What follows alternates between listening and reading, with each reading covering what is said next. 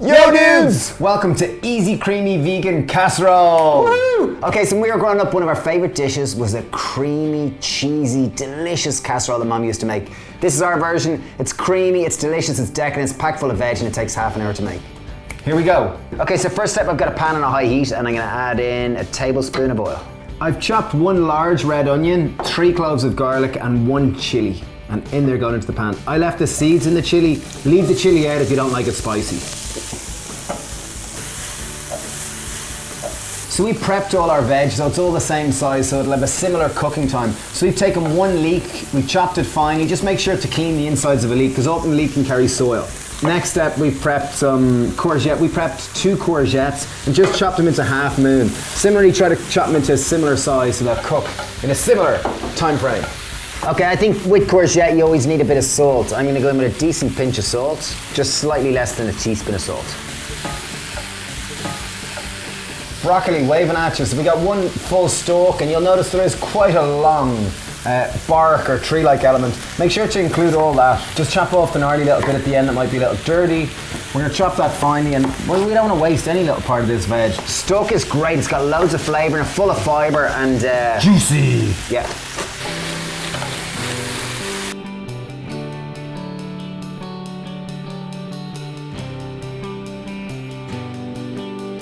So right now you'll notice there's a huge amount of green veg and there's very little starch. We want to add more starch to add more body to the dish. Voila! We've prepped probably about 750 grams of sweet potato. We've left the skin on it just to give it plenty of fibre, and this will give the real starch and the body to the dish. And right now you're looking at it going, wow, that's a lot of veg. What's going to happen there?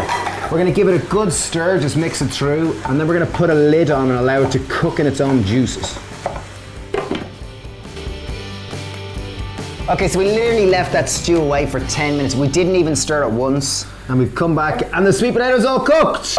There is a slight little bit of charring on the bottom, and that is perfect. That is huge flavor, so don't worry, just scrape it around. And as we put in our bechamel, that sauce is gonna, that kind of lovely kind of smoky charriness is gonna add another undertone to this sauce. And one thing which I forgot to say, we've used an oven-proof dish, which is perfect. That's what we're gonna put straight in the oven. We're gonna make our bechamel, put it in top and pop in the oven. But if you don't, you're just gonna have to transfer it to an oven dish. Okay, great. So turn it off the heat, leave the lid on it, and while that's happening, we're going to make our bechamel. So pan on a high heat. Bechamel, fancy French name for a simple white sauce. So what we're going to do first is we're going to make a roux. We're going to put in 3 tablespoons of an oil, a neutral tasting oil. We're going to use a neutral olive oil. Okay, 1, 3. 3 tablespoons of oil. Pop a sieve over a pan, get a different tablespoon, and we're going to put in 3 tablespoons of white flour. If you do want to make it a little bit healthier, you could use wholemeal, but your white sauce isn't going to be quite as white. It's going to be a brown sauce. Yep. Take a sieve and just give it a good mix.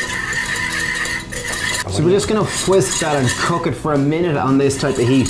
Main reason why we're doing this is because we want to kind of cook off that flour note, just that kind of raw flouriness. I'm going to take a pinch of salt because it's starting to puff up a little. Nice generous pinch of salt. At the same time, this is all in the high heat, isn't it? We're going to do this at high heat. We want this to cook. Yeah. I have 350 ml of oat milk or milk of choice. So rice milk, any kind of non-dairy milk. Probably not rice because it's a little too sweet, because a typical bechamel isn't sweet. It's typically kind of quite savoury. Typical white sauce. White sauce, yeah. Bechamel is just the term which we use quite often. I have a pinch of black pepper. Only a pinch, because otherwise it kind of turns the dish slightly. And last, which is often in it, is a little tiny little bit of nutmeg. Okay, boom. Once it starts to boil and it starts to kind of come together like cream, where there's peaks and troughs. It's really thickened, like you'll see how thick and gloopy that is. Look at that. Oh. One thing that I love in a white sauce is a little bit of nutritional yeast. What do you reckon? Yeah, great. I'm going to add in 2 decent pinches. That'll just add a nice cheese note to it. Actually, I'm going to add in 4 decent pinches. Dave likes nutritional yeast, as you can see. Okay, great.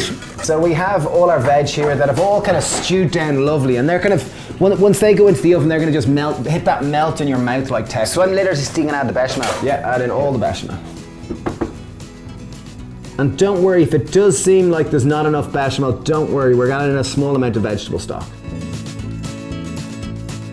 Okay, so on top of the bechamel, I've got the juice of half a lemon. I'm just going to squeeze that in too. She's just squeezing in his hand to avoid any pips going in. I have 500 ml of veg stock in that's going. Oh, lovely. And last and final ingredient. And one of Dave's favourite. We have 2 tablespoons of magic tamari. What is tamari, I hear you ask? Well, if you're new to our channel, just watch one of our previous videos, you'll find it there. No, okay, sorry. It's a wheat-free soy sauce that's aged for longer and fermented. That looks class. It smells really good. Yum, yum, yum, yum, yum, yum, yum, yum. So what's the final? Over here, I have 100 grams of breadcrumbs. I just ground up some kind of old sourdough that I had, but whatever type of breadcrumb you have, obviously if you want to make it gluten-free, use gluten-free white flour for the bechamel and gluten-free breadcrumbs. I have some thyme. Don't worry, this has gone black because it was just from the freezer. Thyme goes really well in the freezer.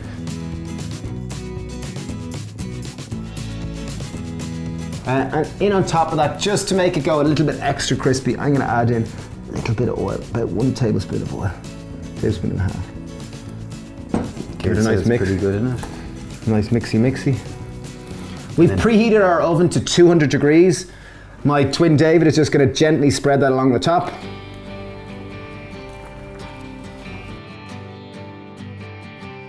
Boom, it's ready to go. Look at that for class. This would feed one extremely hungry person. 4 average people and 2 horses. And I'd say 6 people. I'd say to feed a family. Yeah, okay. Anyway, how long is it going in the oven for? It's going to go in, everything is cooked. So everything is cooked. We're going to put it in just pretty much so that give it the opportunity for it all to congeal together. 10 minutes. We want it all to come together to top to crisp up and just to be boom! Woo!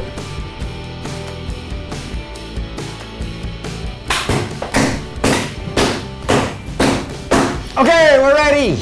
It's in the oven 10 minutes. Ooh, wow, that's beautiful. Oh, lads. Look, imagine serving that up at a party.